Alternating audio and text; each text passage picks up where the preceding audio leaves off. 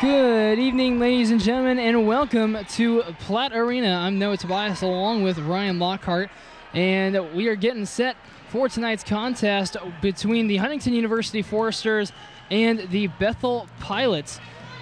Tonight is the women's contest following last night's men's contest. Bethel coming out big on that one, really handing it to the Foresters there. But tonight, Huntington University comes into this one 7-1, 1-0 in conference.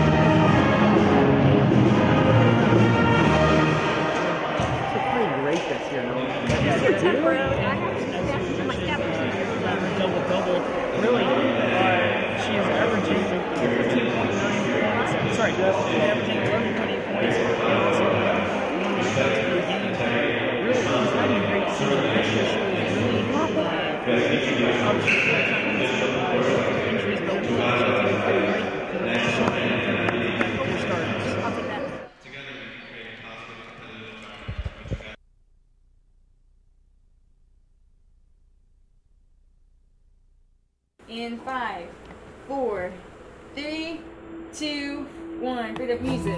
Hello and welcome to FDN News. I'm Kelsey Cruz. Hi everyone and welcome down to Forest Glen Park. I'm Logan Hunt. Hello, it's Hannah here on Forester Radio 105.5 FM, WQHU. That was just Brother with Need to Breathe, and up next we have Hillsong with Touch the Sky.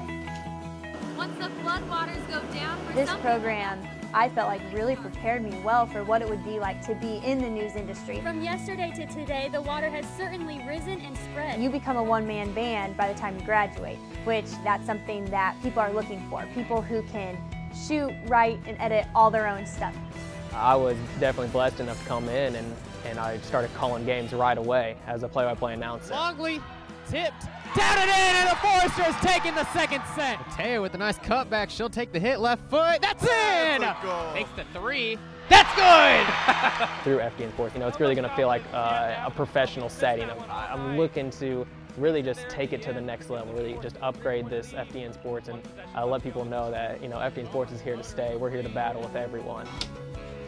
With radio, students definitely thrive here just because we are hands-on right away. I have a little weekend weather update for you here. Friday, it looks like it's going to be absolutely beautiful, a high of 70s. I think radio and podcasting is a great way to have other people's stories shared, whether that be their testimonies or me just having the chance to talk to people and be able to pour into them in some sort of way. In the past couple of years, we have taken huge strides. We also do live shots, we're doing more news packages, doing more stories that affect the community. With all the politics going on recently, we've been able to do stories about that. More a lifetime asset than an education. And God bless you. And I will let my future take care of itself. And vote for Donald Trump. Hey, keep it locked right here on Forester Radio 105.5 FM. Well, that's going to do it for us here at FDN Sports. I'm Logan Hunt. Well, that's all we have for you in this installment of FDN News.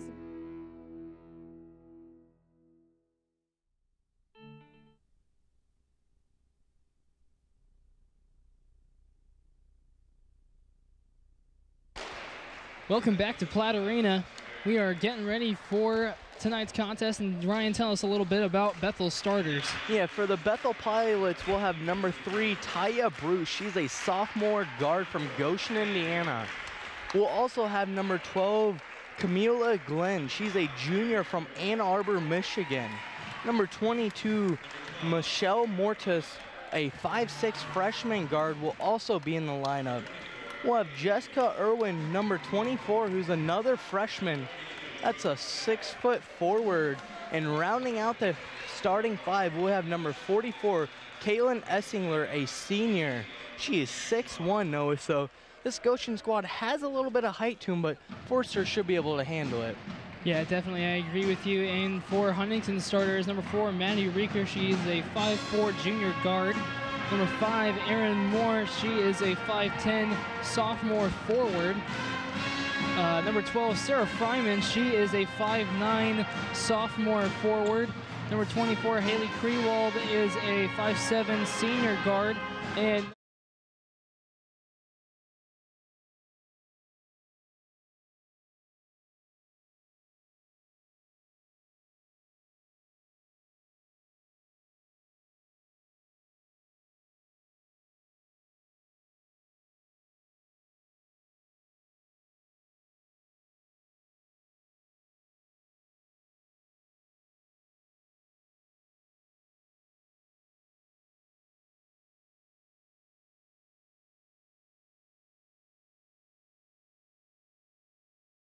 Two to nothing, Huntington leads. Yeah, nice little handoff.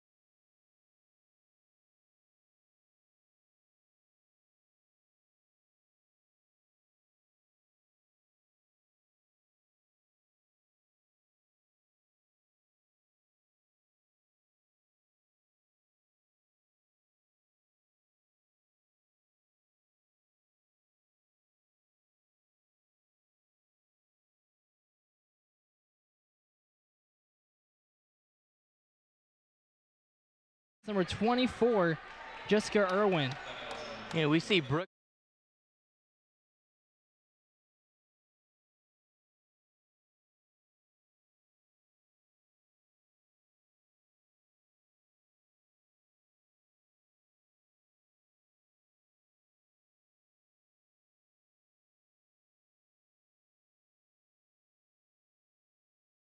Points for Huntington. That's going to be a 30-second timeout called by Coach Eric Gingrich and this is his second season as the Bethel coach.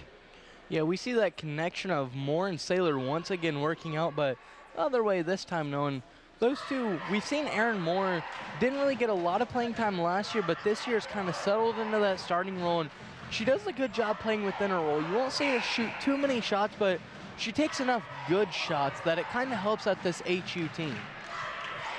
Yeah, definitely Moore, not necessarily a huge threat to be a shooter, but whenever she does shoot, she has a fairly nice shot, so she's almost like a secret weapon of Huntington's almost.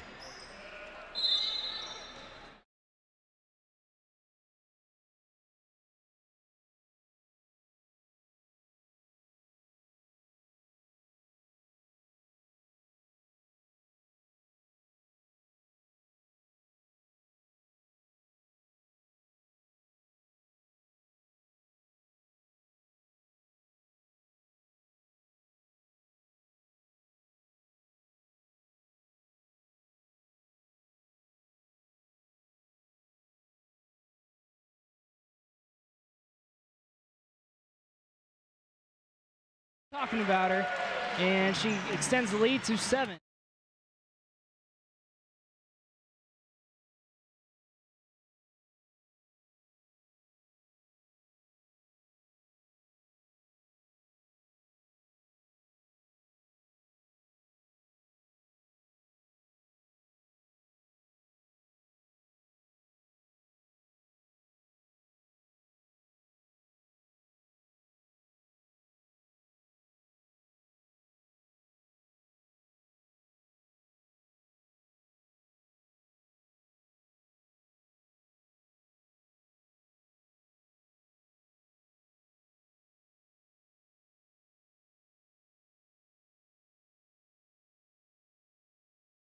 To nothing, the Forcers lead the Pilots. And we see the Pilots didn't really put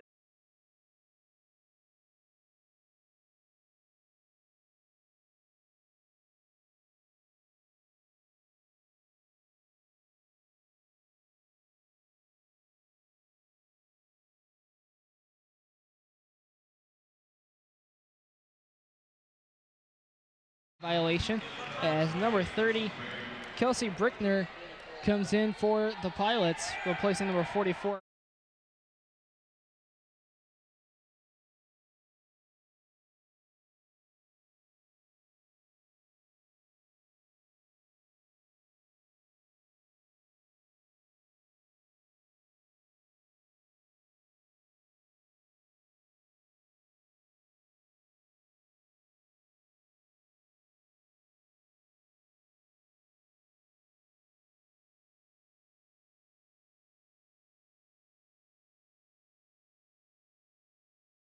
$11 to nothing.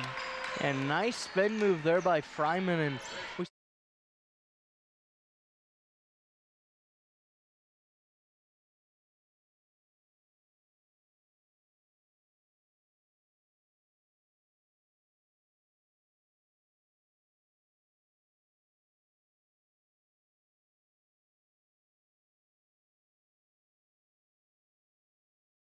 $13 to 0. This is a great run for the Foresters.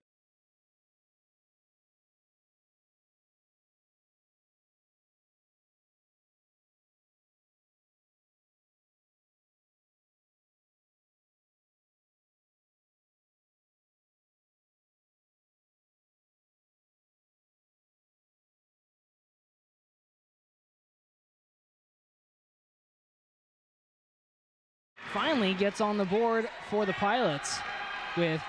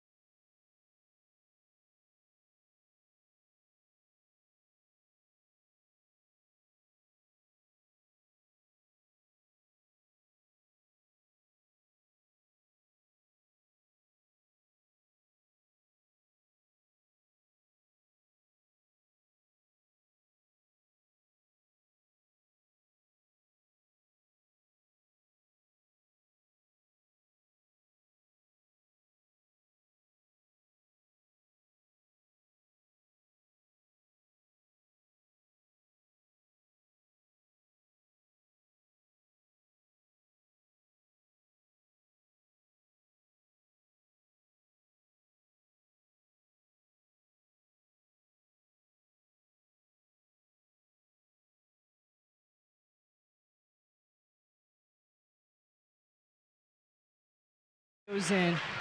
yeah, it looked like that first one was almost all.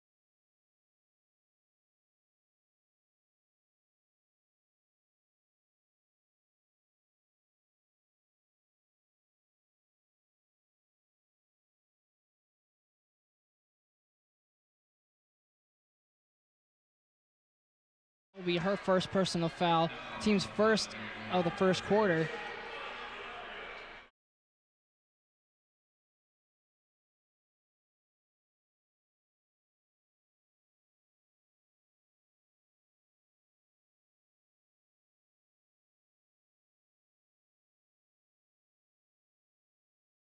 We'll have some subs here as we'll see Sam Hamill and Brooke Yoder both check into the game. Krewald and Moore will sit down for HU.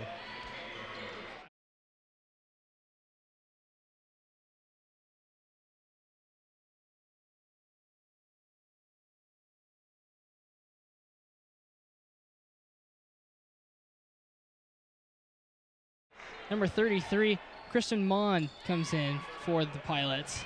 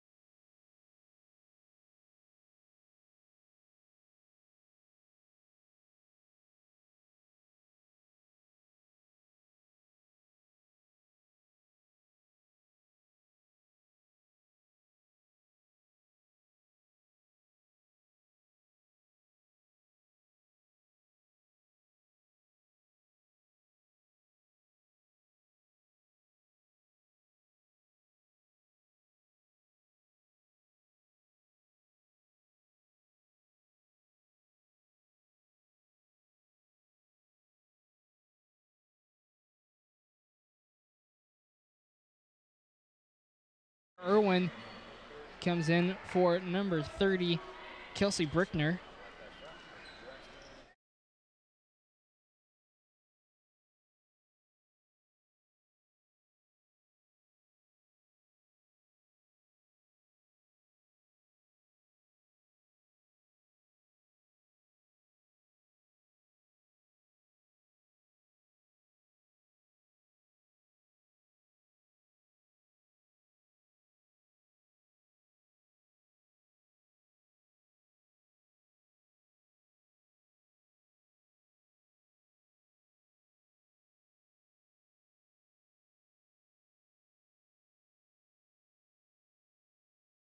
(17-3) now. Yeah, and why take a three-pointer? No. And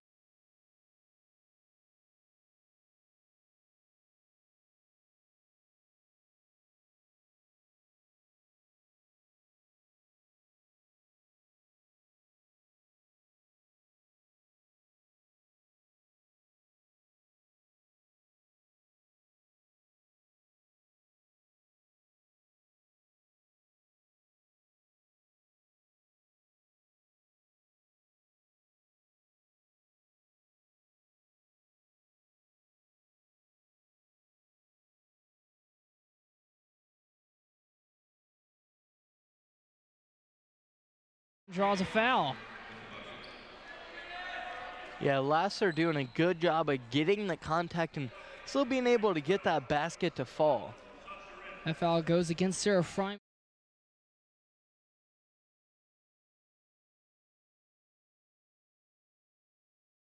Rowan come in for the Foresters. Yeah, and we'll see Bruce and Glenn both come.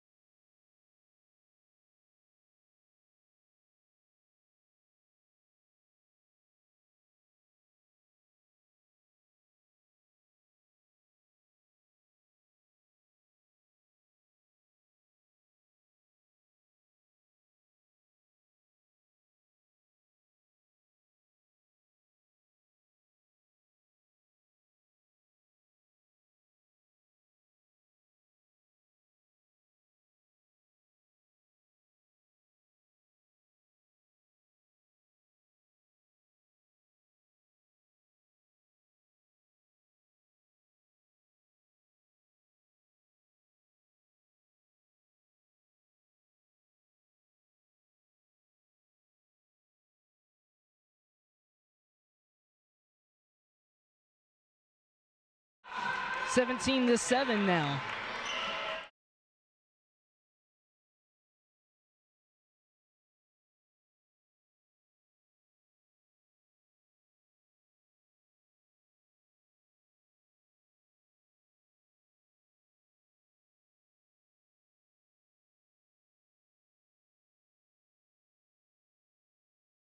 To 7, your Forcers lead the Pilots. Stay with us and we'll give you quarter number 2.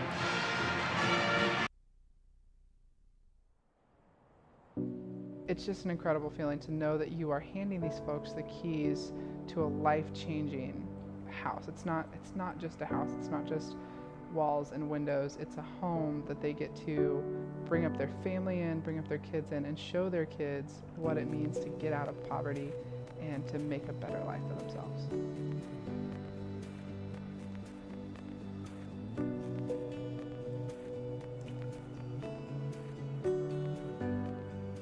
My name is Casey Colmorgan. I'm the Executive Director at Huntington County Habitat for Humanity.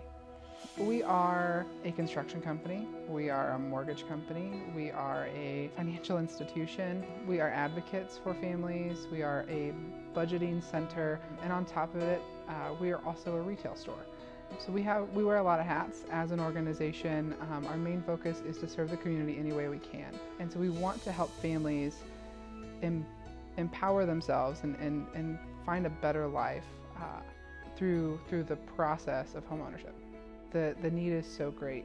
And that doesn't just mean families who are homeless, but it's also families who are packing multiple families into one house or into one apartment to try to make ends meet. And we're back here in Platt Arena, 17-7. The end of quarter number 1. Number 30, Brickner with the ball up top. Passing it over to Irwin, up for 3, no good. Rebounded by Alasser. Alasser gives it over to Brickner, and that ball goes out of bounds, and it'll stay with Bethel. Yeah, we saw the Forsters get out to a really quick lead, Noah, but usually we're not used to see the Forsters. Usually the first quarter is kind of a little rough. They're getting into their shooting stroke in that. It's really the second quarter where we see them get a lot of their shots falling as we see Irwin get her shot to fall there. Yeah, Irwin doing a great job of just going straight up with the basketball. She had that wide open shot as now Reeker draws a foul against number 12, Glenn. Kimala Glenn, that is her team's first of the second quarter as Brooke Saylor and Haley Krewald check back in for the Forsters.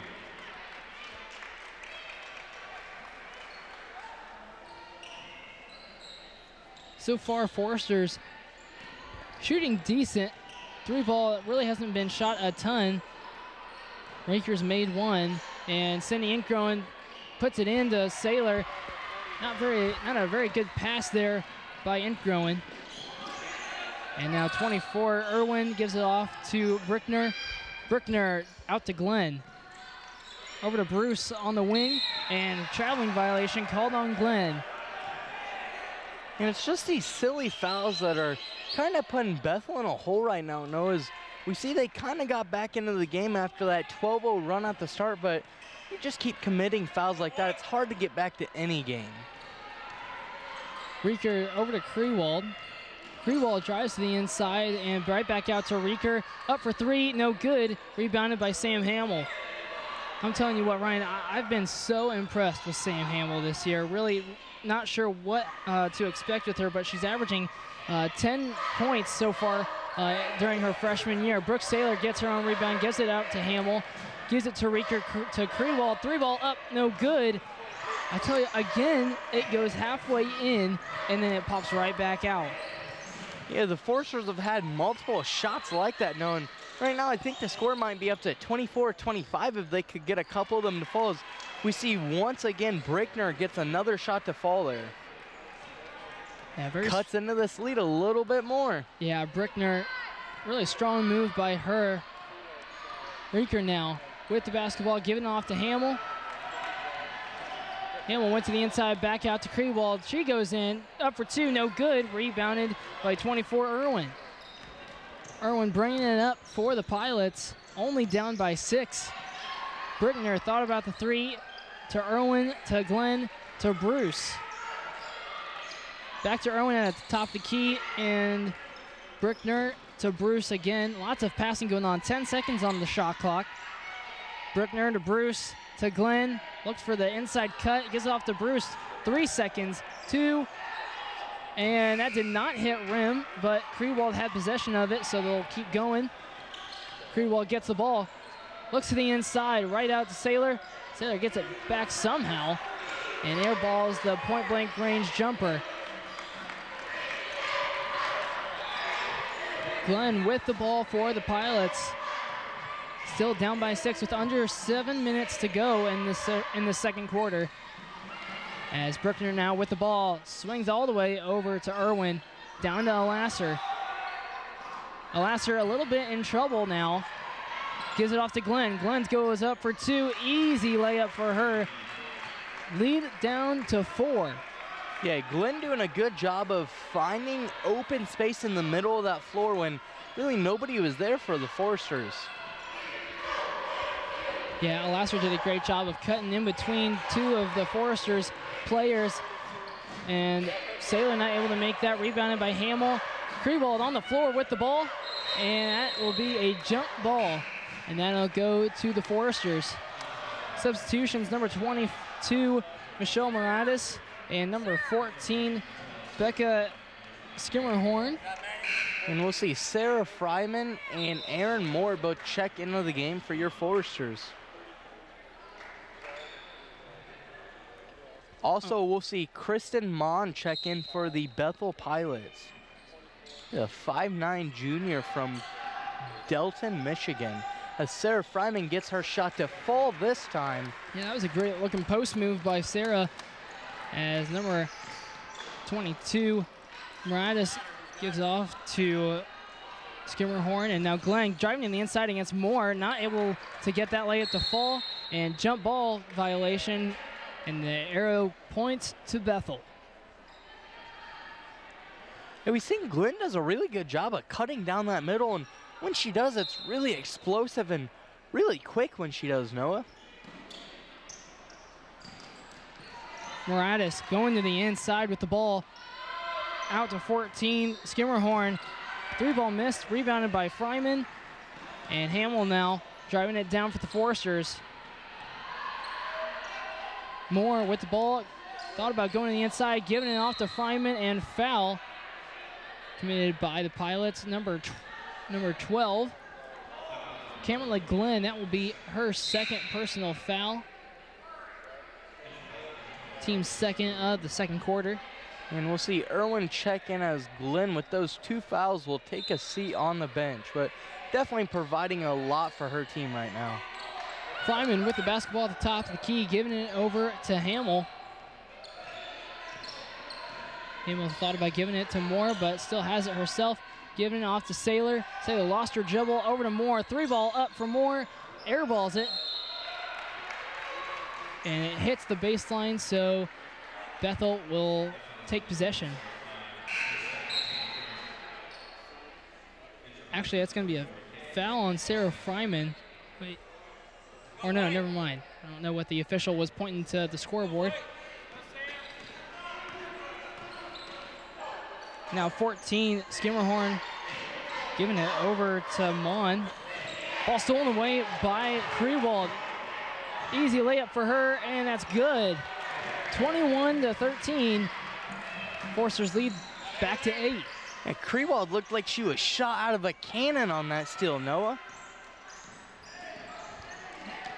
And number 14, Skimmerhorn with the ball. Sliding it over to Mon. Bruce with the ball now. Tomon down low to Bruce, but actually stolen away by Krewald and gets pushed out of bounds. So it'll stay with the Pilots as Casey Morton checks in for the Foresters, and number 24, Jessica Irwin, comes back in for the Pilots.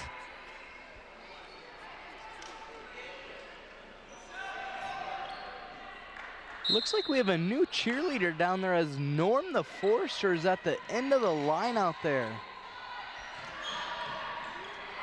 And ball thrown away by the Pilots, so it'll go to the Foresters.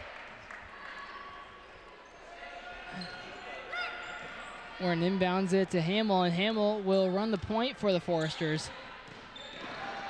Again, she's a freshman, and she's been doing a lot of great things so far as Saylor takes the ball inside, gets it stolen away by number 22, Moritas.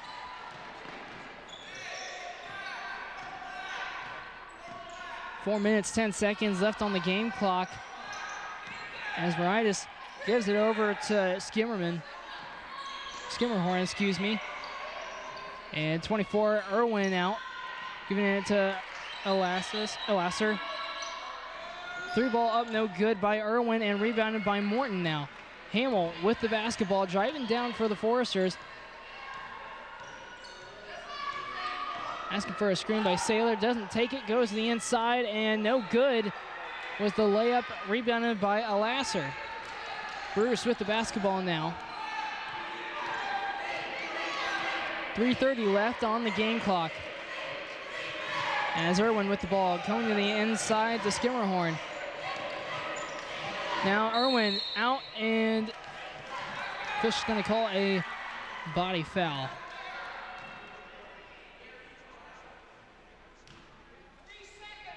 And that foul is going to go against Casey Morton. That will be her first personal foul, team's second on the second quarter. And we will see number 30, Brickner, come in for Skimmerhorn. Maddie Reeker will also check in for Sam Hamill. And Irwin takes it herself, gets blocked by Saylor. And foul will be called on number 44, Caitlin Alasser. That'll be her first, team's third of the second quarter. Alasser, again, a 6'1" senior out of Mishawaka, Indiana. Ball gets over to Krewald, up for two, no good. And again, great hustle by Krewald. I can't remember a game where she has not shown amazing hustle, Ryan. Yeah, Krewald's one of those players, you know what you're going to get out of her. You're going to get her passion and the heart that she plays with almost every night on the floor. Number 24, Irwin with the basketball, going towards the inside, giving it to Alasser, out to Bruce. Now to Moritis. Moritis loses the ball. Gives it to Brickner, to Irwin, and now to Alasser. She's going to go up against Brooke Saylor, no good. And Saylor gets the rebound, gives it off to Reeker. 2.5 minutes left to go in this first half as Moore has the ball. Morton puts it in to Saylor. Saylor loses it, and a foul will be called against the Pilots. Yeah, we've seen both teams kind of struggle here in the last couple minutes, not getting any baskets to fall for them, and both teams kind of committing a couple uncanny fouls, as that foul itself is on number 24, Irwin. That is her second of the game, Noah. And next one will put the Foresters into the double bonus as Haley Krewald is able to make her first free throw. Substitution on their way, coming in for number 12, Kamala Glenn coming in for the Pilots. Don't want Irwin getting a third. Krewald's second free throw up and good. 23-13. And Coach Kohler is going to call a 30-second timeout, so we will stay right here.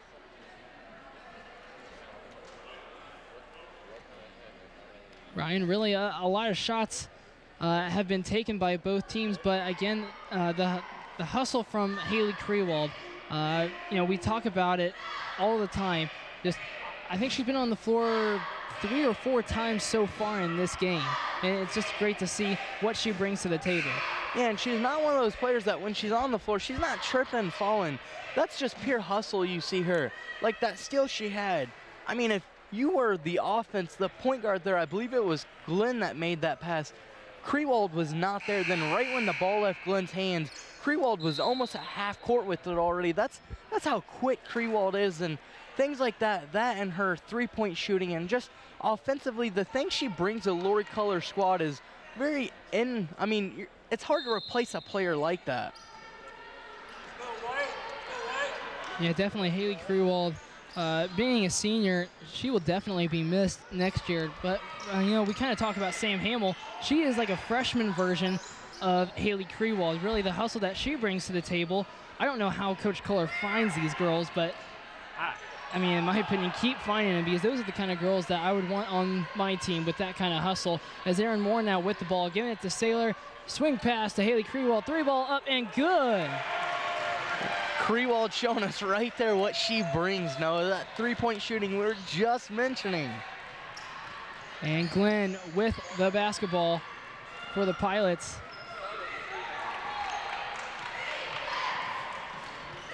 Glenn driving in.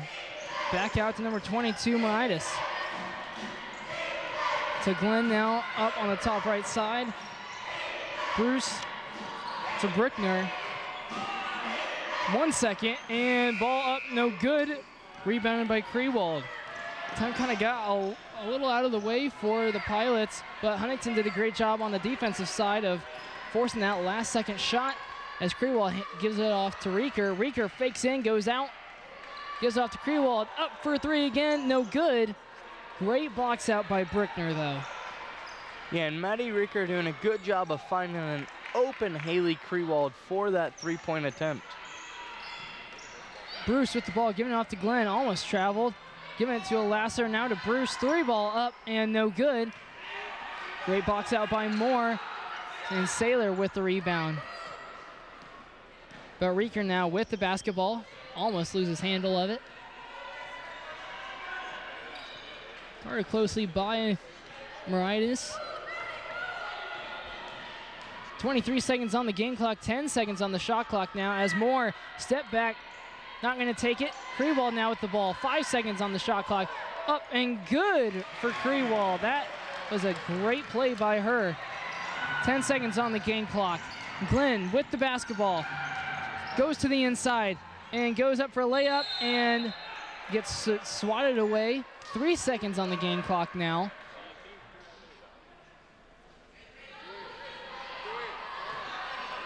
Yeah, and with 3 seconds, you almost got to think this is going to be a catch and shoot here. And Irwin will check back in for number 22, Michelle Moritas. Bruce inbounding the ball for the Pilots, getting into Alasser, goes up for 2, and that is good at the buzzer. 28-15 will be your halftime score right here in Platte Arena. When we come back, we will bring you some halftime statistics. I'm Noah Tobias, that's Ryan Lockhart, and this is FDN Sports.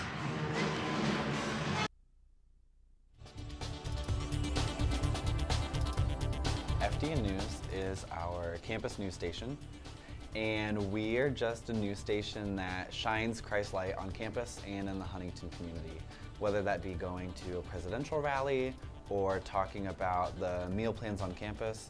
Everything we do for the glory of God.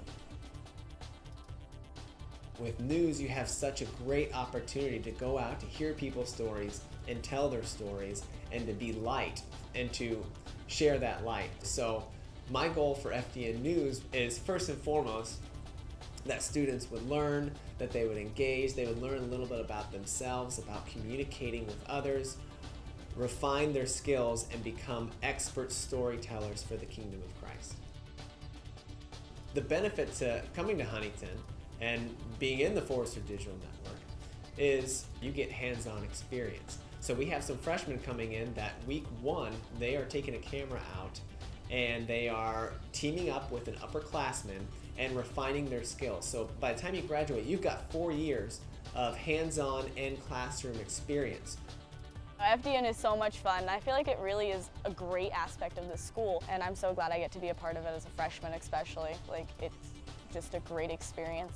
You can love working a camera and be part of FDN. You can love storytelling and be part of FDN. You can be a math student and be an FDN. Like, anybody can do it. It's a big family. We have fun together. And I just encourage, if you've ever been curious about news or what a newsroom looks like, to volunteer with FDN whenever you can.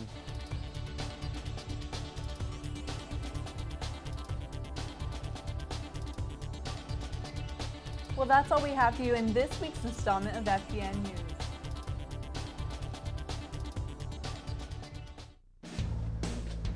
Hi, I'm Max Walker, and to most folks I may look like a mixture between George Clooney and Tom Hanks from Castaway. But in reality, I woke up this morning, poured my bowl of Fruit Loops, and went back to the grind, just like you. After you, ma'am. But now I'm here, turning my stingy bachelor pad into a world of paradise. These aren't just your grandma's antiques, these are the antiques you deserve. So go ahead and tear down that old Backstreet Boy poster and throw up one of these bad boys. Thirsty? Come on down to the watering hole and grab yourself a soda. Welcome to Antiqueology, bringing Huntington back.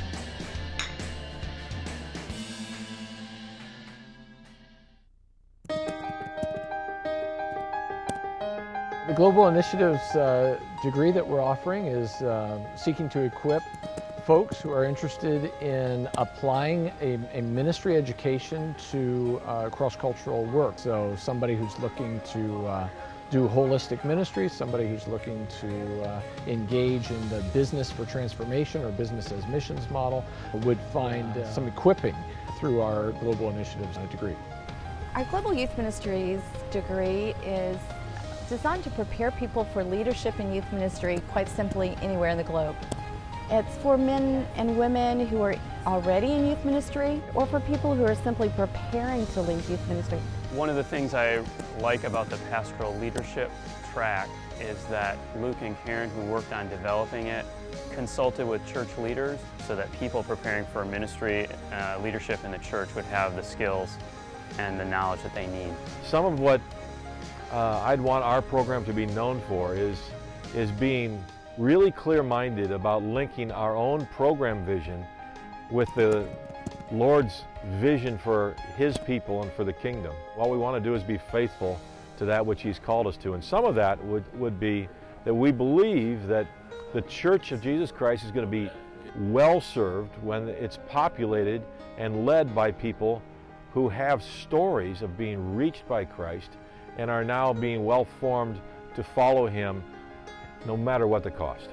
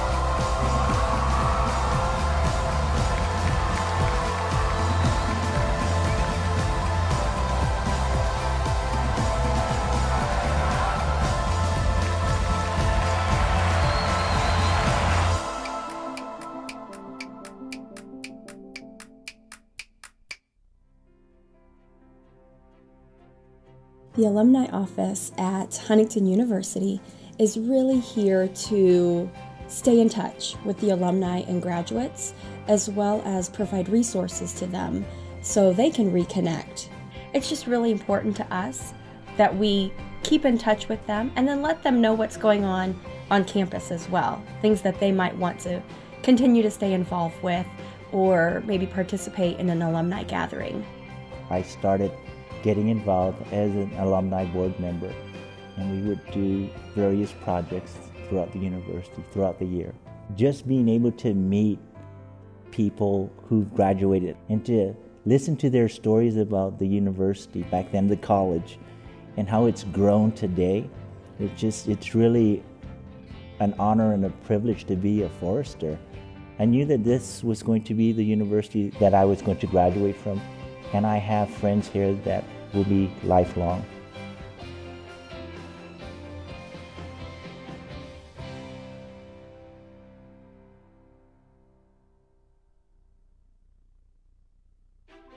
My name is James Parker and I'm from Port Elizabeth, South Africa. I'm majoring in exercise science under the Department of Kinesiology. My name is Paris Williams and my major is sports and exercise studies. Our department really comes in two different areas. The exercise science area, which is interested in the medical aspects of exercise. And the other side of the department looks at recreation and sport management, which is a little bit more in the business and the administrative side of sport. Growing up, my mother had a lot of difficulties maintaining a healthy weight. And then when I got older, I made it my goal to try and motivate her and help her. And in about a 2-year period, she lost almost 75 pounds. I just saw how her life became better, and I wanted to be able to do that for other people. So it started at home, and hopefully I can impact a lot more households.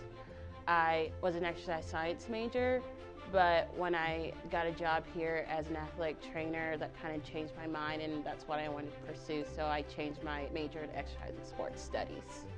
The professors and faculty go and take the extra step to commit to students and to influence their lives and really set time apart for us, which is great. My relationship with faculty and staff here in this department is really fun and easygoing. They'll chat to you if they see you, they'll come and talk to you, and they want to know where you want to go in life and how they can help you get there, more so than just helping you get an A in the class.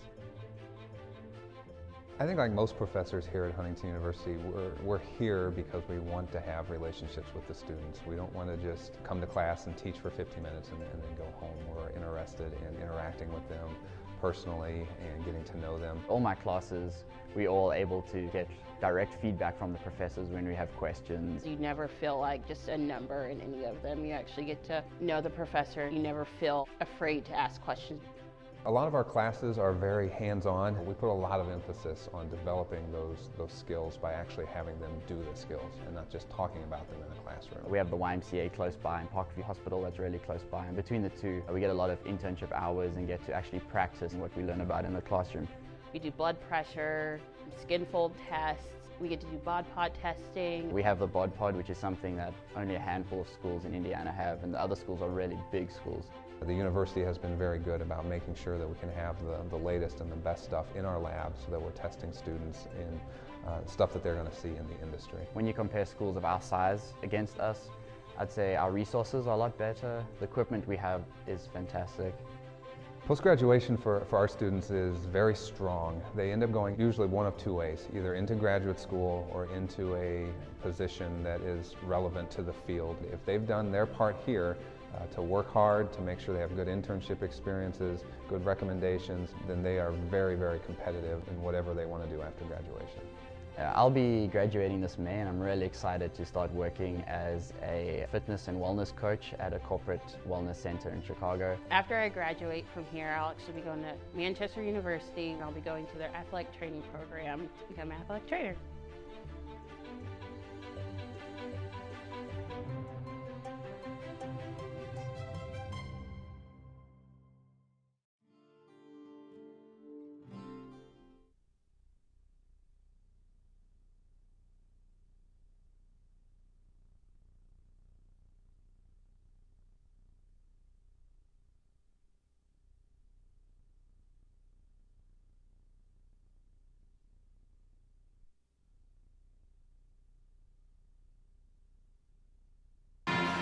Welcome back to Platt Arena for our halftime show. Score is 28-15. Forsters lead the Pilots. Ryan, what are a couple things that are kind of standing out to you so far there in that first half? I thought the Forsters were doing a good job of taking shots that really were helping their offense move along and move smoothly. No, we didn't really see them take too many bad shots. And really the Forsters all season, they really don't force up too many shots. On the other end for Bethel though, a lot of those silly turnovers they were having there in the first quarter really hurt them. Then the second quarter just kind of kept piling on, but they did a good job, made a little bit of a run, cut into the Forster lead. I believe it was down to 4 or 5 at one point, but Lori Coller's really veteran squad once again kind of proved to come back. So we look at some stats here. 4-year Huntington University Forsters. As a team, they shot 40%. Got 20 rebounds, but only 6 assists, on that. And with only 5 turnovers in that first half, that's something Lori Coller's going to love to see.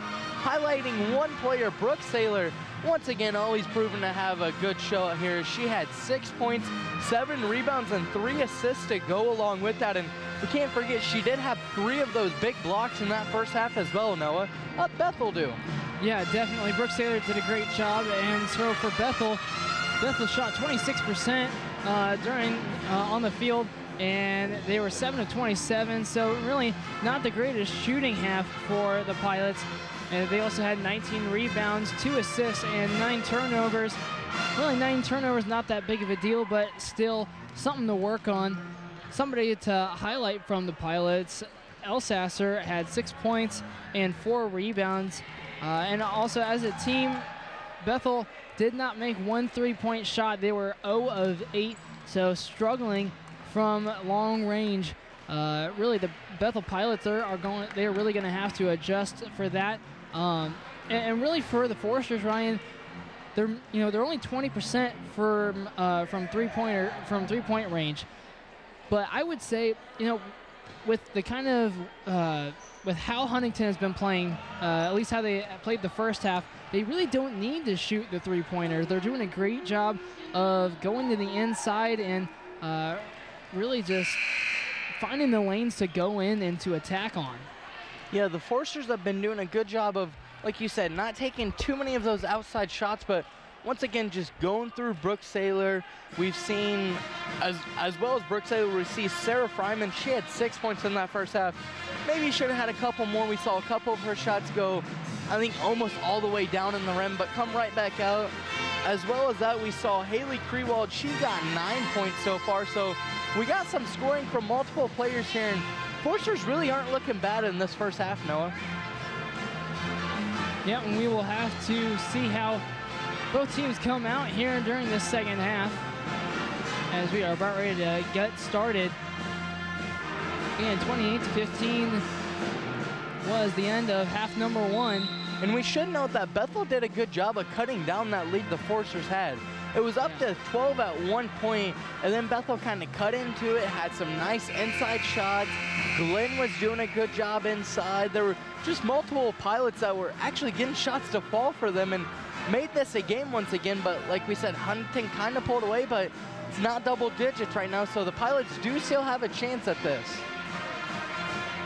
Yeah, and so really for Huntington, they're really going to have to be strong and not just let Bethel come out and go on a big run of some sort. Score 28-15, up by 13. And Krewald went to the inside, giving it to Brooke Saylor, out to Sarah Fryman, up for 3 points, and that's good. That's how you start the second half, 31-15 now.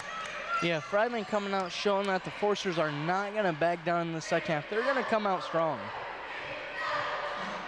And Glenn with the ball all the way over to 24. Irwin Elsasser with the ball now. And what a monster block there by Brooke Saylor on that. Once again, Glenn not able to get that 3 to fall. Yeah, and Coach Cole, they're calling for that 3 seconds, and she is exactly right. Sarah Fryman, though, going up. Easy 2-point shot for her. That's a nice move to the inside, 33-15. Lead up to 18 now as Bruce with the ball to 24, Irwin. Irwin comes back out, gives it to Glenn, back to Bruce, to Moritas. Glenn up top now, looking for the back cut by Bruce, not there. 5 seconds on the shot clock. Moritas now to the inside, flings it on up, and no good, rebounded by Saylor. Saylor finally gets it to Reeker, and she will bring the ball up for the Foresters. Krewald with the ball on the right side. Spinning around, thought about coming in, giving it to Fryman, down to Saylor. Saylor, easy shot for her, but it gets blocked on the arm. And that foul will go against number 44, Elsasser. Yeah, it looked like Brooke was going to try to get that up and under to go, but defense slid over a little bit quick for her, so tried to come back, but ultimately drawed the foul, and that's the second on Elsasser. Saylor at the line, shooting 2. Her first one up and good. Subbing in for the Bethel Pilots, number 30, Kelsey Brickner. Brickner comes in for Irwin. And really, I'm surprised that Coach Gingrich is making that early of a sub, especially with Irwin. As the second free throw up and good, and now up by 20, the Foresters are. Ball over on the right side, and now back to the middle. Glenn with the ball. She's going to go in on Aaron Moore, and no good. Rebounded by Krewald. Ball to Reeker. Fryman running the floor well, going up for a layup, no good. Rebounded by Saylor, though, up, and that two-point basket's good. Great job running the floor by the Foresters.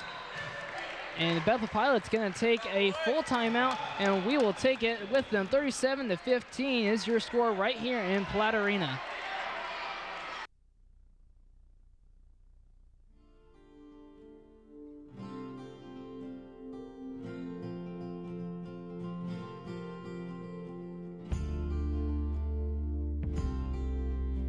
So one of the things that's kind of fun about our department is we have regular gatherings. We call them Friday at Fairchild's house, and Dr. Mark Fairchild hosts these gatherings for our majors, and we get together, I guess it's about once a month. First I was like, that's kind of weird, like we're gonna go hang out at a professor's house, but for my Greek class he offered extra credit if we would go. So I was like, it's worth it, I'll take some friends with me and try it out. And it was a ton of fun.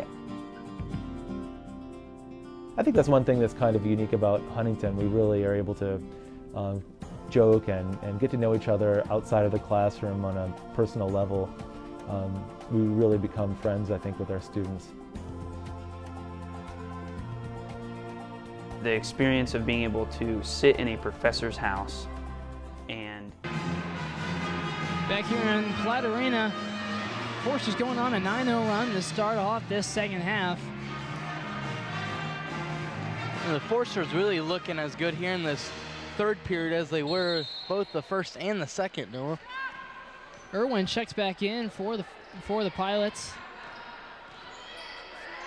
Not sure why she came out, but she is back in, and let's see what she does as now Bruce with the ball to Brickner up top. Brickner thought about the three, almost stolen away by Krewald, and a foul on Krewald now. Tried to really go out to steal that pass, but unable to get to it in time as she commits her first personal foul, team's first of the second half. And now Bruce with the ball, checking it in to 22 Moritas. Down to the inside to Elsasser, and now to Brickner. Brickner shoots a three-point shot, and that's good. That's the first made three-point shot of the night for the Pilots. Yeah, Brickner doing a good job of coming out here after that timeout and getting a big shot to fall and maybe getting this Pilot team to go on a run. Fryman going to the inside versus Brickner. Kicks it there out to Saylor. Over to Krewald. Krewald up for a three, and no good. Rebounded by Fryman. Just saves it.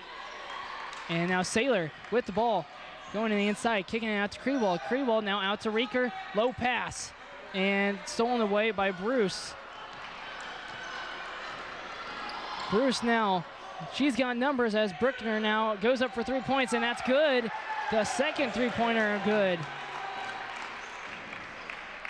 And with back-to-back quick threes there by Brickner, doesn't look like the Pilots are looking too bad right now. Down by 16, and Reeker losing possession of it, and so that'll go to the Pilots. Subbing in for the Pilots, number 33, Kristen Mon.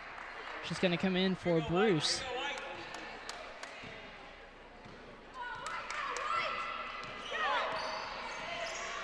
Number 22, Moritas with the ball on the right side.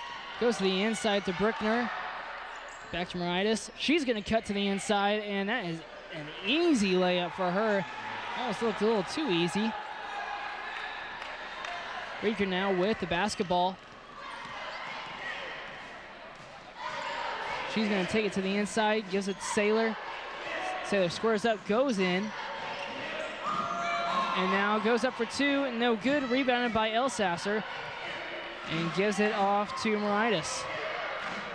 She's going to take it down all the way to the baseline and travel.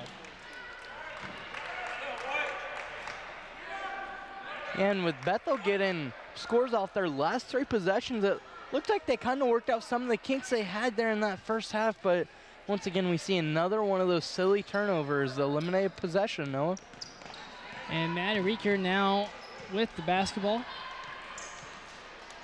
Trying to look for Krewald, gets over to Fryman. Fryman now, three-point shot up and no good. Rebounded by Elsasser, really just ripping away. And that is going to be a foul on Bethel. Irwin elbows Saylor right in the head, and, well, I'm sorry, elbows Fryman right in the head, and Saylor goes up and hits Fryman right back on the head. And Bethel coach is trying to argue that call, but really she was throwing elbows, so.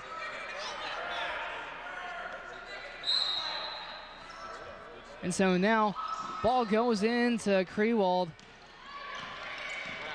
Krewald gets to Reeker. And Reeker's going to take it to the inside. Looking for that outside Saylor pass, and she gets it.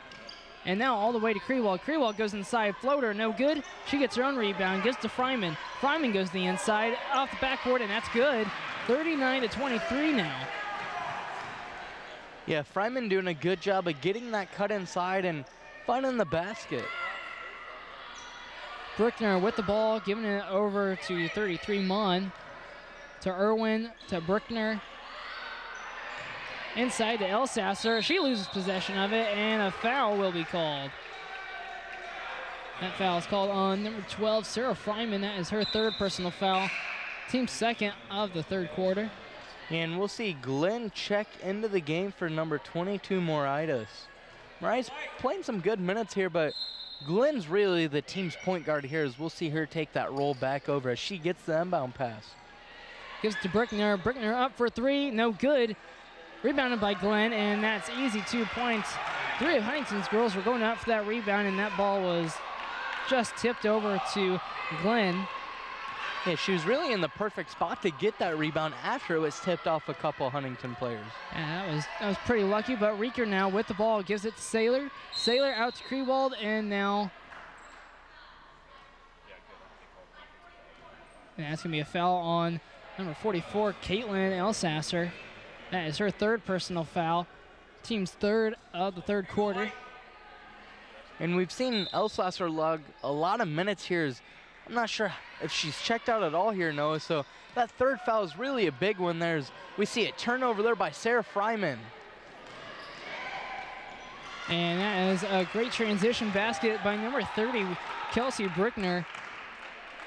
Bruckner doing a great job of controlling the basketball and going strong to the basket. As now Maddie Reeker with the ball and tipped out of bounds by Glenn. A couple substitutions for the Bethel Pilots. Number 22, Moraitis back in, and number 14, Becca Skimmerhorn back in for the Bethel Pilots as well. Reeker with the ball, going to the outside, and squares up and shoots it. Great decision by her, Ryan. Yeah, that was a really good job by Maddie Reeker after Glenn went to the floor to be able to see that she didn't have anybody on her, essentially. Glenn now with the ball, goes to the inside, tipped away by Reeker for that outlet pass. Bruckner to the inside. Moraitis thought about going up. Glenn with the three-point shot, no good.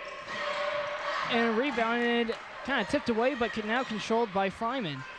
Reeker with the ball, all the way over to Moore.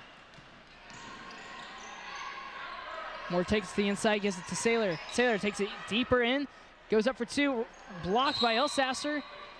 And now foul on 44, Elsasser.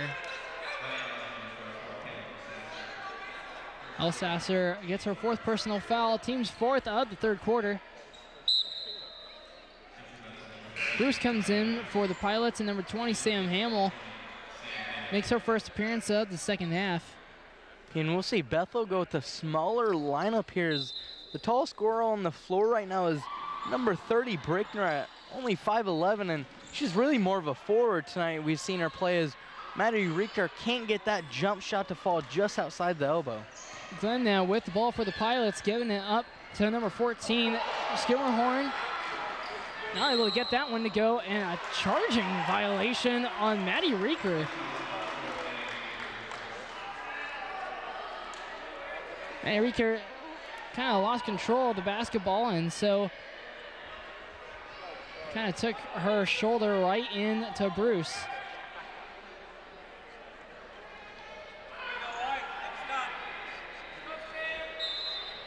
Yeah, that is Maddie Reeker's only her first foul of the game, though. So we'll see Casey Morton check in for number 12, Sarah Fryman. And ball will be inbounded by Bruce. Bruce gives it out to Brickner. Brickner drives to the inside and blocked by Brooke Saylor, but foul called on Saylor. I don't know about that one. No, from my point of view, that looked like it was all ball, but once again, we'll have to go with the ref's decision there of a foul, as that'll send Brickner to the line. Brickner shooting 2, her first one no good. That's kind of uncanny from Brickner, as she's an 85% free throw shooter, so not going to see her miss too many of those.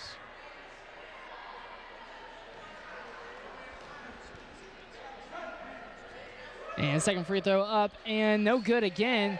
Rebounded by Morton and Saylor, but gets thrown away by Saylor, and so turnover by the Forsters. Yeah, good job there by Bruce to kind of tie Saylor up to force her to throw that pass a little bit earlier than she would have liked to. Irwin will check back in for the Pilots, replacing number 14, Becca Skimmerhorn.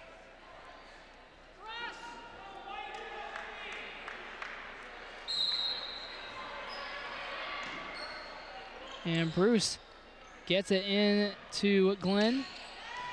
Irwin out for the elbow jumper, no good. Rebounded by Saylor. Gives it to Reeker. Reeker being guarded very closely by Moritas.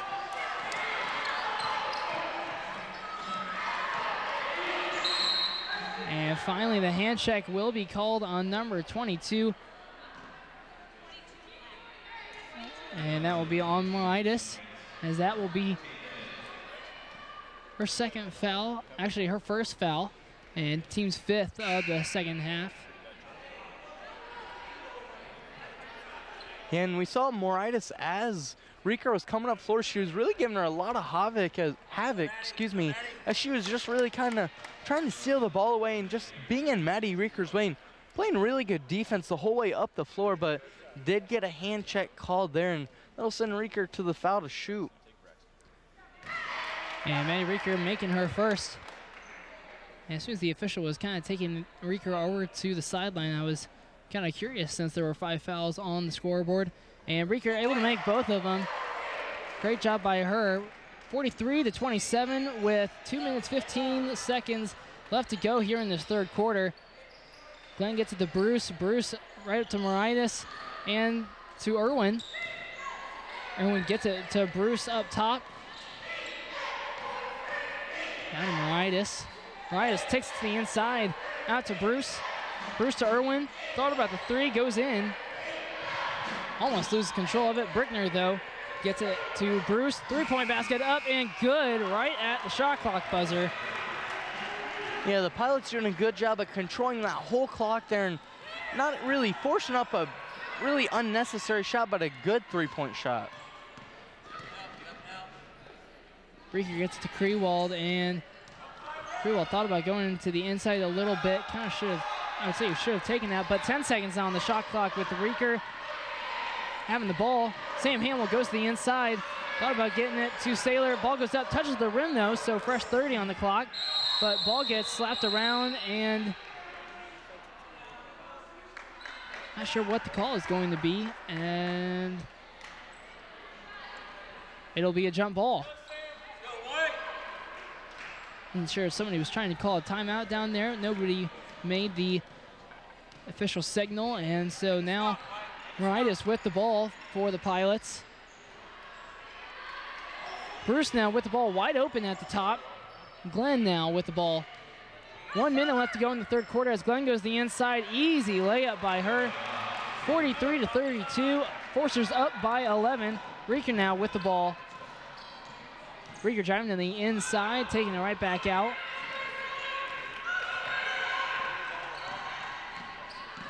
Reeker trying to pass it to Hamill, but that's not going to work.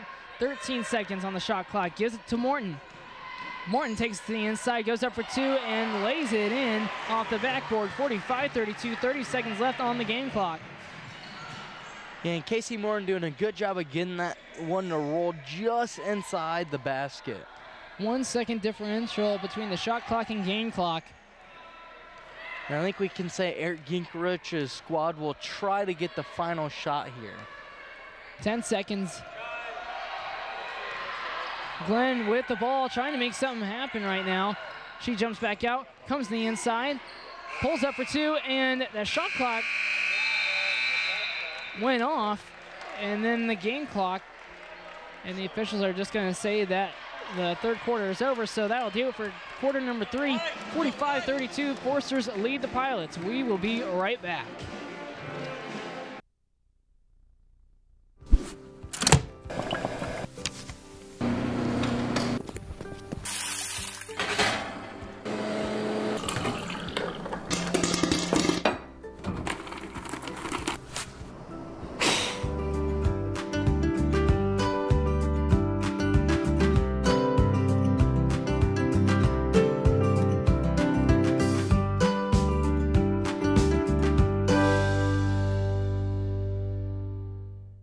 When a family has to make one of the biggest decisions of their lives, they need more than a realtor. I need a house. They need an extraordinary team of experts working day in and day out to provide service and knowledge to get the job done right. Anything short of intensity, passion, and drive is unacceptable. Introducing the Ness Brothers, an unstoppable force of realtors here to turn the biggest decision of your life into a walk in the park. In 5, 4, 3, 2, 1. Bit of music. Hello and welcome to FDN News. I'm Kelsey Cruz. Hi everyone and welcome down to Forest Glen Park. I'm Logan Hunt. Hello, it's Hannah here on Forester Radio 105.5 FM WQHU. That was just Brother with.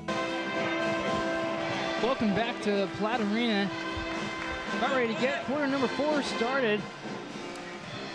And Noah, for the 4th consecutive game in a row, Brooke Saylor, will have another double-double as she has 10 points and 12 rebounds tonight to go with 4 assists and 6 blocks, which I would almost say 7 blocks, but we'll save that one for a later conversation. But Brooke Saylor really filling out the stat sheet to this point tonight.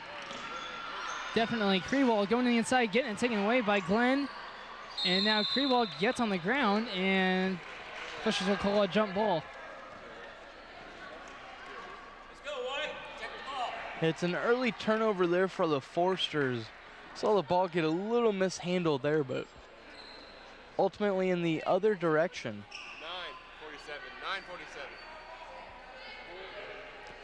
9:47. And the game clock says 19:47 when it should say 9:47. Yeah, I don't think the girls want to play another 20-minute quarter here. Somebody thinks that we're at the boys' game. But that was actually last night. So while we're at this break, I want to say another thank you to the donors who gave money to the radio station this past week. Our radio transmitter was down for a couple weeks, and we're not able to broadcast to the radio station for a couple weeks. So thank you to the donors who were able to get us that new transmitter, and they are helping us bring this one to you as Irwin knocks down a 3, and this lead is down to 10. Krewald with the basketball almost carried it. She's going to go down herself and gives it to Reeker, and Reeker will set up the play, giving it. Actually not going to give it to Hamlin. She's going to give it to Morton. That 3 ball is up and no good. Rebounded by Krewald. And foul will be called on number 3, Bruce.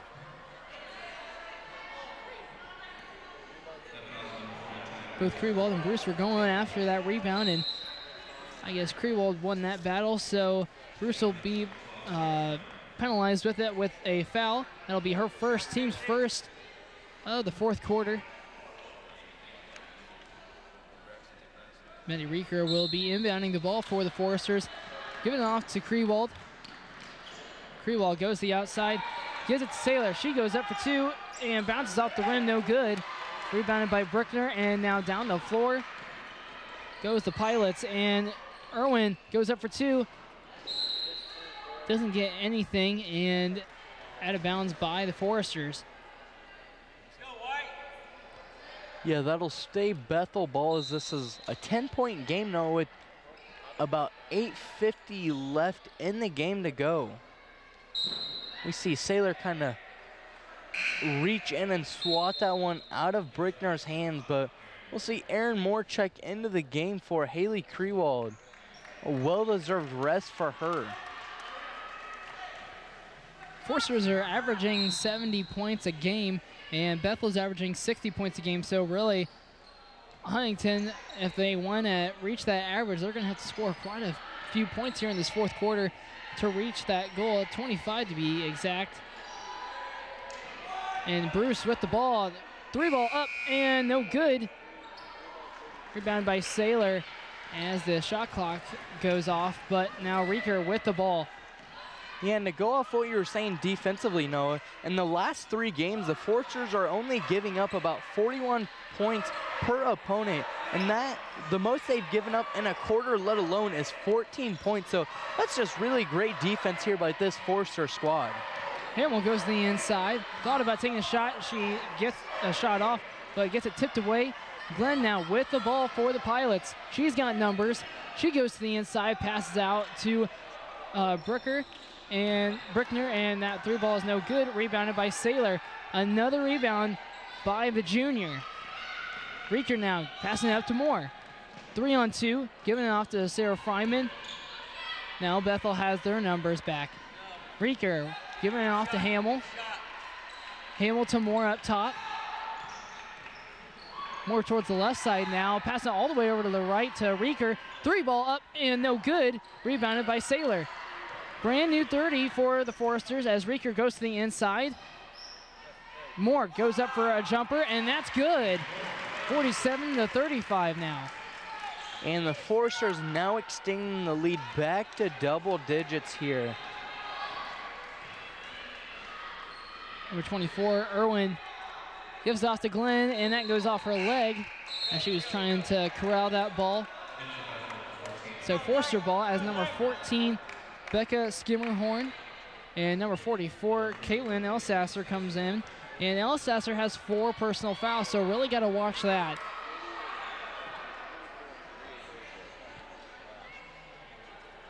Yeah, they're really going to need her down the stretch here in this fourth period if the Bethel Pilots are going to be able to get back in this game. Now, if you remember last year, the Huntington Foresters swept the Pilots both games last year, so not really too friendly last year of games as Bethel wasn't able to get a win. That ball go against number 30, Kelsey Brickner. That'll be her first, team second of the fourth quarter. Mandy Reeker taking the ball out for the Foresters. Gives it off to Erin Moore. And now to Saylor. Saylor goes to work on the inside. Goes up for a jumper, no good. Hit the back of the rim and went right back out. Ball out to Brickner. Brickner gives it off to number 22, Rydas, and now Glenn with the ball on the left side. Thought about the 3-point shot, gets it down to Elsasser, gives it right back to Glenn. Glenn out to 14, Skimmerhorn, and that 3 basket is good. Lead down to single digits. Reeker finally getting the inbound pass and foul against number 22, Rydas. Rydas makes a lot of contact with Maddie Reeker, and so that'll be a foul against her. That'll be her second personal foul, team third of the fourth quarter. Bethel coach wanting that charging call on that. Yeah, it looks like he's really over here trying to persuade the ref. Trying to get Bethel's first win in Platte Arena since 2013, though, so can't really blame him too much there. Fryman almost gave that away and gives it to Moore. Fryman now goes to the inside. Strong basket by her, 49-38. Yeah, we've seen Fryman go on that drive a couple times in this game, and it's almost unstoppable. Knows she's just going to bar into the defense and kind of do whatever she wants. Yeah, for a couple games, she was averaging about 20 points. Now she's only averaging about 16, but she's going to probably get to that 20-point mark as Number 30, Brickner, gets 2 points for her. And Sam Hamill now with the basketball, trying to get across the 10-second line, and gives it off to Moore now. Moore goes to the inside, goes up on Elsasser. Saylor now goes up and draws a foul, getting 2 points. So that basket will be good. Foul on number 30, Kelsey Brickner. That will be Brickner's second personal foul. And substitution for the Pilots, number 24, Jessica Irwin, checks in for Kamala Glenn. And Saylor did a good job on that foul there of waiting for the defense to come to her, but still going up with the ball strong and getting it able to fall here as her free throw falls as well. We'll see Bruce come back into the game for Brickner. We'll have a 30-second timeout, excuse me, as we'll stay right here. No, what do you think up to this point? The Foresters have been doing well to get this 12-point lead they have right now. Well, honestly, I think they're doing what I was talking about, what they should do at halftime, and really not shooting a lot of three balls. They're doing a good job of still going in to look at that lane to see where it could possibly be open, but ball movement has been a very big part of this ball game during the first half and second half. Lots of passing, not really showing it by the assist number so far, but Brooke Saylor having 3 assists at halftime, I'm sure that was really for her, that's a great number to have, especially as the post player for the Foresters. Really, you don't think of the post players having a ton of assists, but for her to be leading the team at halftime with assists, that just means that she's a real team player, and that's exactly what she is, Ryan. Yeah, and Saylor does do a good job of finding her teammates really whenever they're able to get open. Bruce now with the basketball, getting it down to Irwin. Irwin takes the inside on Moore, gets it blocked by Moore, and that'll stay with the Pilots.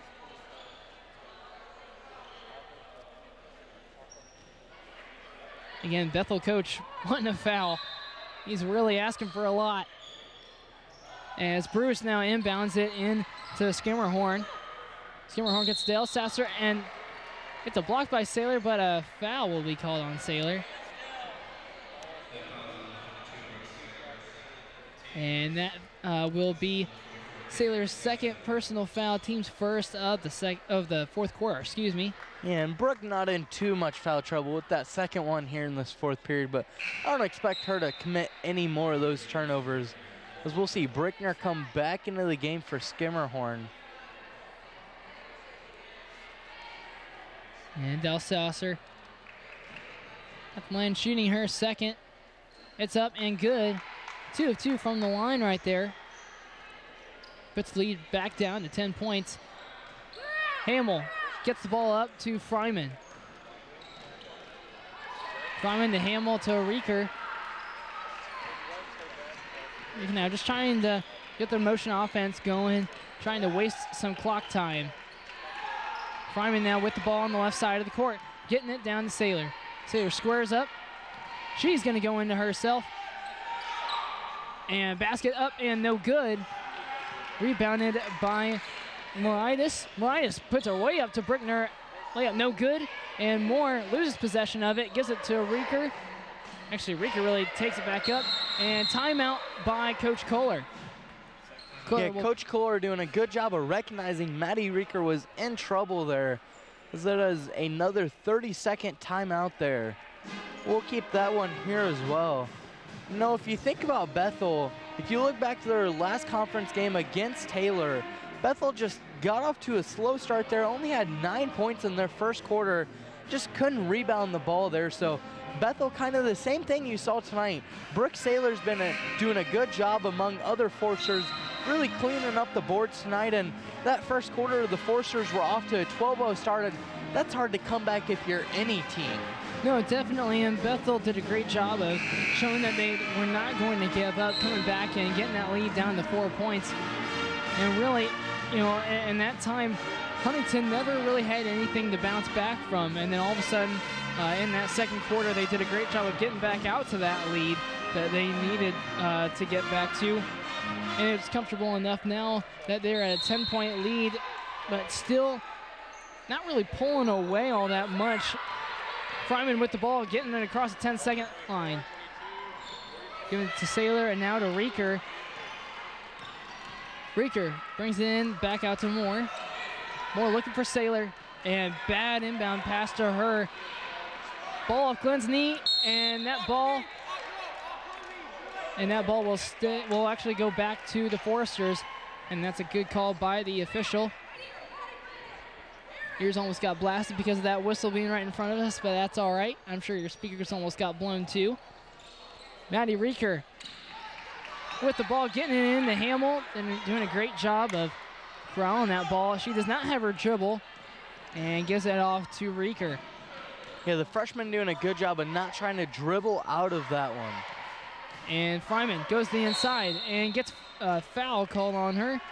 And she'll be at the line shooting 2 free throws, and that foul goes on number 44, Elsasser. That is her 5th and final foul, as she is now fouled out of this ball game. And that's also the team's 5th, so for the remainder of this ball game, Huntington will be at the line shooting 2 free throws. And with Elsasser out, she's really been a big part of this offense, as she has 6 points right now and 7 rebounds, so she's been able to kind of battle with Brooke Saylor down there on the block. Bruce came in for Elsasser, and now Fryman again at the line shooting 2. First one up and good. I don't believe Huntington has missed a free throw at this point, Ryan. Yeah, I believe you're right, Noah. Right now, I believe in the second half alone, that is the 6th or 7th free throw they've hit. So Forster's doing a good job of not only earning the free ones, but being able to hit the free ones. Glenn outside with the ball, giving it all the way over to Irwin. And Irwin now taking it to the inside. Pass getting tipped away by Hamill. Hamill now with the basketball on the Forester side of the court. And great job by her, not trying to force anything, not trying to do anything too special. And Saylor now with the ball down under, giving it to Hamill. Hamill almost gets the ball stolen away. Great look by her, and ball swatted away by Krewald. 10 seconds on the shot clock for the Foresters. Reeker with the ball, getting bumped by Bruce. Krewald, 3-ball up and no good, but rebounded by the freshman Hamill. Yeah, once again, Hamill's shown us what she's got as Reeker takes a 3, and she will hit that to, once again, extend this lead, knowing Foresters are looking good here in the 4th period. I mean, when the Foresters are up by about 10, really, I wasn't sure taking that 3 was a good idea, but Reeker, she's very consistent for her 3-point shots, and so, I mean, she made that look absolutely simple, and it really was simple because there was nobody around her. Hamill now with the ball, and foul called on Bruce. Yeah, remember, coming into the game, she was shooting 58% from beyond the arc, and then she hit a couple early threes. I think she had 1 or 2 misses, but really she's hitting a lot of her shots that she's getting. And for some reason, actually the foul was called on number 23, and that's not right. That needs to be called on number 3, Bruce. I believe that was her either 2nd or 3rd personal foul. And so now 24 Irwin outside with the ball, giving it over to number 12 Glenn. Glenn out to Meritis, and she goes to the inside. Bruce puts out the shot, rebounded by Saylor. Reeker now with the basketball, in a little bit of trouble, should not have picked up her dribble. Saylor now up the court to Hamill. And 10-second violation called by the official. The ball maybe touched the floor on the other side, but was not touched by any Huntington player. So that is a good call by the official to realize that. Irwin now passing it in to Glenn. 59-42 with a minute 50 to go. Glenn going inside for an easy layup and misses the layup, and a late foul called by the official. That foul goes against Brooke Saylor. That is her third personal foul, team's second of the fourth quarter. Glenn will be at the line shooting 2 free throws. Yeah, no, and if you look over to the Bethel Pilot sideline, head coach Eric Gingrich, he is in a second year here at the head of the helm for the Pilots, but he should look a little bit familiar to any of the Forsters watching, as he did used to be a volunteer coach here for Coach Lori Culler's squad. He was also a player development coach and helped run the male practice squad I know you and Logan Hunt and a couple of other guys are a part of. So, I mean, Eric Gingrich kind of has a little bit of ties here to Huntington. Krewald now with the rebound. Krewald taking it up the sideline, and the official saying that she stepped on the sideline, so that'll be a turnover on the Foresters. Yeah, and Mon was doing a good job of running the whole sideline with her and not really letting her get too far ahead, but just kind of running with her. Glenn with the basketball up top, guarded by Saylor now. And back out to Brickner, and Brickner's shot is good. Down by 13 now with 1:30 left to go. This is going to be a full timeout, and we will take it right along with them. 59-46 right here in Platt Arena. In 5, 4, 3, 2, 1. Bit of music. Hello and welcome to FDN News. I'm Kelsey Cruz. Hi everyone and welcome down to Forest Glen Park. I'm Logan Hunt. Hello, it's Hannah here on Forester Radio 105.5 FM, WQHU. That was just Brother with Need to Breathe, and up next we have Hillsong with Touch the Sky. Once the floodwaters go down for this program, I felt like really prepared me well for what it would be like to be in the news industry. From yesterday to today, the water has certainly risen and spread. You become a one-man band by the time you graduate, which that's something that people are looking for. People who can shoot, write, and edit all their own stuff. I was definitely blessed enough to come in and I started calling games right away as a play-by-play announcer. Longley tipped. Down and in, and the Foresters taking the second set. Mateo with a nice cutback. She'll take the hit, left foot. That's in! Takes the 3. That's good! Through FDN Sports, you know, it's really going to feel like a professional setting. I'm looking to... Back here in Platt Arena, got a minute and a half left to go here in this ball game between the Foresters and the Pilots. 59-46, Foresters up. Bethel putting on a press. Krewald inbounding it, getting it to Hamill. Hamill in the corner. And then back to Krewald, now to Fryman, getting it all the way over, back to Hamill.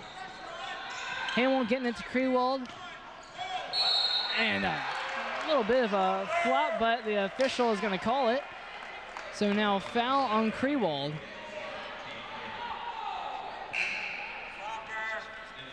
Krewald picking up her second foul. Team's third of the fourth quarter. And with Bethel only down 13 now, Noah, just over a minute left. There's still a little bit of time, but with a potential turnover, but Bethel will keep possession here as Bruce passes over to Bricker, and Bricker will shoot the 3 and get it to full. This is a 10-point game, Noah, as Coach Eric Gingrich will take a 30-second timeout, but we'll keep it here, Noah. 1 minute and 1 second left in the game. This is a 10-point game, Noah. Yeah, number 14, Becca Skimmerhorn will check back in for the Bethel Pilots. This game is definitely not over, folks, if Bethel keeps hitting threes like that. But Brickner, she has been on fire from the three-pointers here in this second half. Bethel could not make a single three-point shot there in the first half. They were 0 of 8, but Brickner, she's made 3 of them here in this second half. So, and they've been very, very big.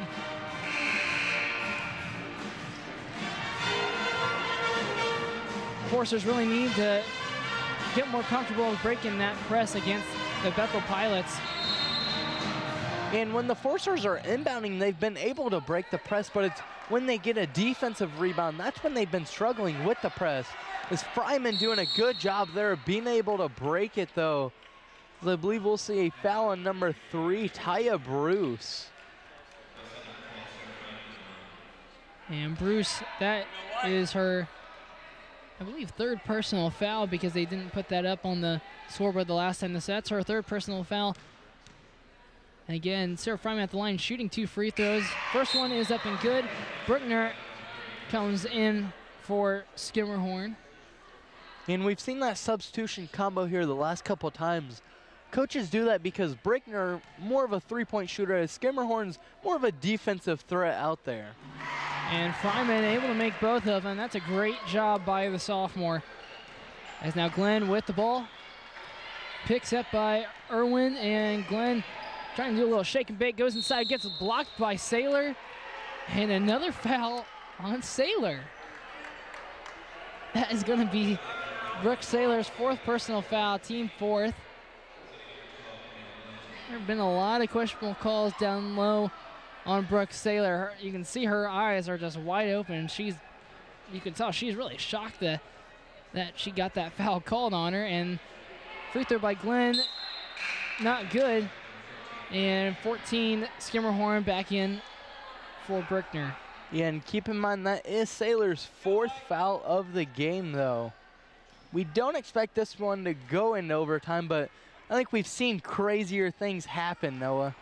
Again, free throw no good. Saylor with the rebound. She has a ton of rebounds on the night, folks. As now Kriebald with the ball, and she is just being swarmed by Bethel Pilots. Finally draws a foul. It's going to be on number 3, Taya Bruce. That is her 4th personal foul. Kriebald at the line, shooting 2. First free throw, no good. Bruckner subs back in.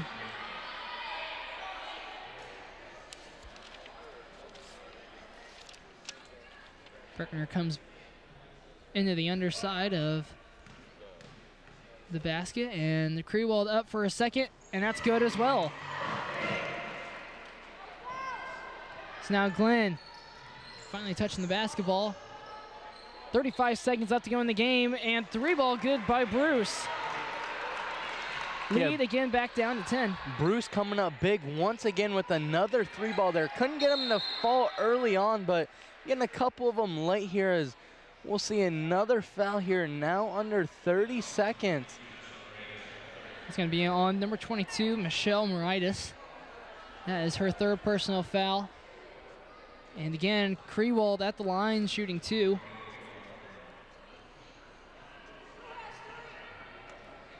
.5 seconds left on the game clock. Shot clock has been turned off. Kriewald goes up and makes her first free throw.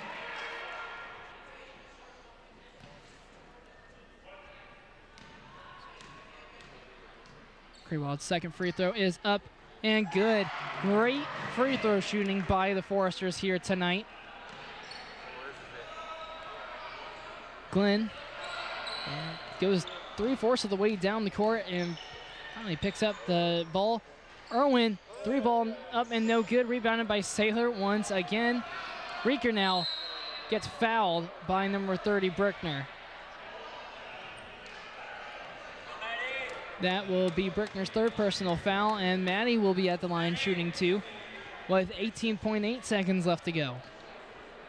Yeah, and Richter coming into the game shooting 93% from the free throw line, as we've seen her hit a couple of them today and gets another one here. She's almost automatic from the free throw line as we see number 33, Mon, check into the game for the Pilots. For your second one, up and good again. Absolutely fantastic free throw shooting.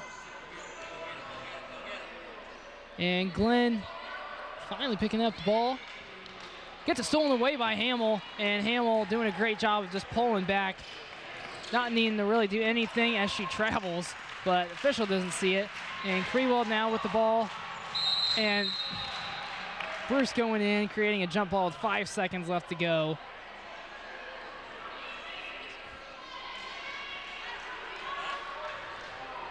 Kriewald gonna inbound the pass. Bruce does not want to give up and gives it over to Fryman. And now 2 seconds And the game is over, 66-52. Your Foresters win their 8th straight game and second straight game against Crossroads League rival. When we come back, we will have your post-game statistics and an interview with Coach Kohler herself. We will be right back.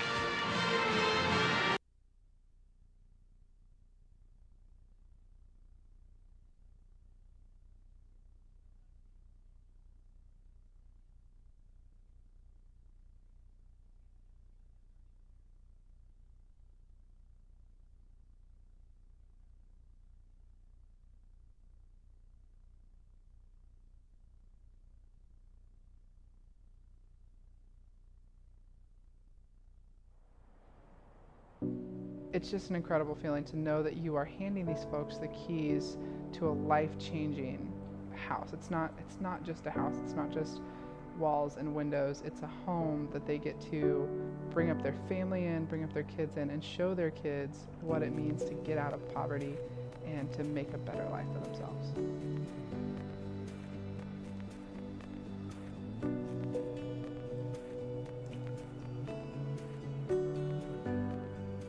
My name is Casey Colmorgan. I'm the Executive Director at Huntington County Habitat for Humanity.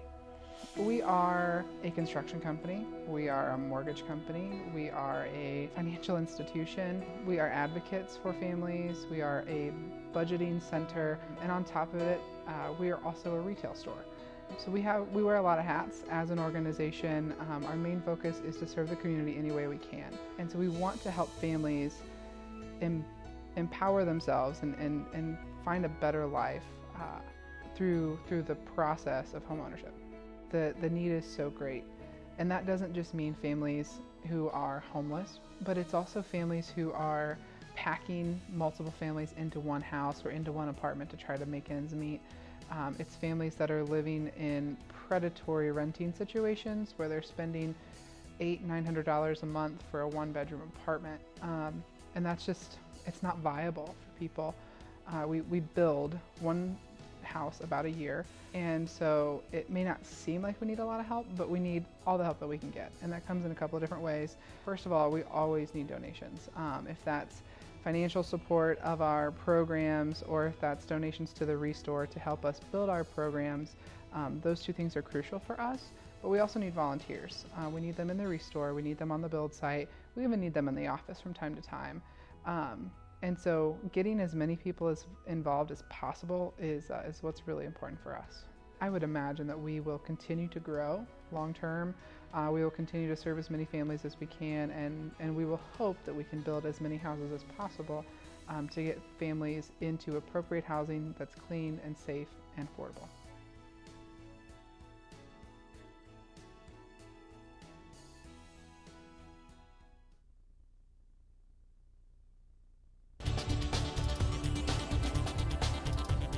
FDN News is our campus news station, and we are just a news station that shines Christ's light on campus and in the Huntington community, whether that be going to a presidential rally or talking about the meal plans on campus.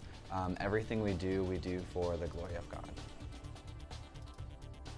With news, you have such a great opportunity to go out to hear people's stories and tell their stories and to be light and to share that light. So my goal for FDN News is first and foremost that students would learn, that they would engage, they would learn a little bit about themselves, about communicating with others, refine their skills, and become expert storytellers for the kingdom of Christ.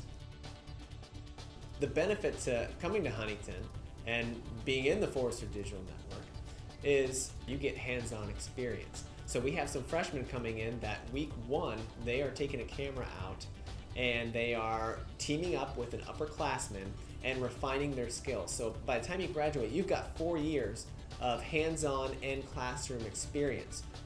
FDN is so much fun. I feel like it really is a great aspect of this school, and I'm so glad I get to be a part of it as a freshman especially. Like, it's just a great experience. You can love working a camera and be part of FDN. You can love storytelling and be part of FDN. You can be a math student and be an FDN. Like, anybody can do it. It's a big family. We have fun together. And I just encourage, if you've ever been curious about news or what a newsroom looks like, volunteer with FDN whenever you can.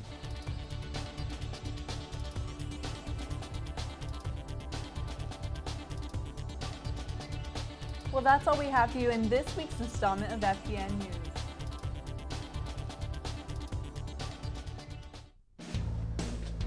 Hi, I'm Max Walker, and to most folks I may look like a mixture between George Clooney and Tom Hanks from Castaway. But in reality, I woke up this morning, poured my bowl of Fruit Loops, and went back to the grind, just like you. After you, ma'am. But now I'm here, turning my stingy bachelor pad into a world of paradise. These aren't just your grandma's antiques, these are the antiques you deserve. So go ahead and tear down that old Backstreet Boy poster and throw up one of these bad boys. Thirsty? Come on down to the watering hole and grab yourself a soda. Welcome to Antiqueology, bringing Huntington back.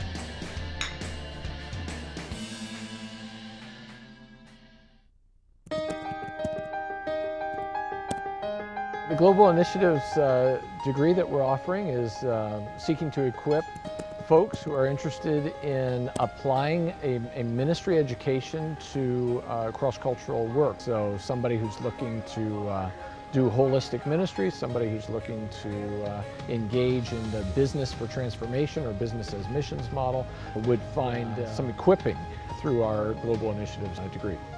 Our Global Youth Ministries degree is designed to prepare people for leadership in youth ministry, quite simply anywhere in the globe. It's for men and women who are already in youth ministry or for people who are simply preparing to lead youth ministry. One of the things I like about the pastoral leadership track is that Luke and Karen, who worked on developing it, consulted with church leaders so that people preparing for ministry leadership in the church would have the skills and the knowledge that they need. Some of what I'd want our program to be known for is being really clear-minded about linking our own program vision with the Lord's vision for His people and for the kingdom. What we want to do is be faithful to that which He's called us to. And some of that would be that we believe that the Church of Jesus Christ is going to be well served when it's populated and led by people who have stories of being reached by Christ and are now being well formed to follow Him no matter what the cost.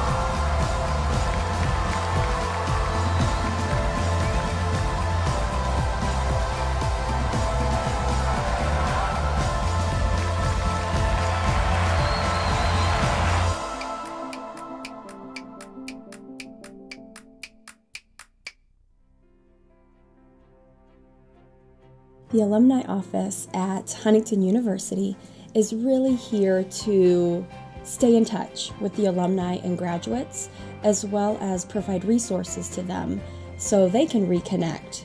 it's just really important to us that we keep in touch with them and then let them know what's going on campus as well, things that they might want to continue to stay involved with or maybe participate in an alumni gathering. I started getting involved as an alumni board member, and we would do various projects throughout the university, throughout the year. Just being able to meet people who've graduated and to listen to their stories about the university, back then the college, and how it's grown today, it's really an honor and a privilege to be a Forester. I knew that this was going to be the university that I was going to graduate from, and I have friends here that will be lifelong.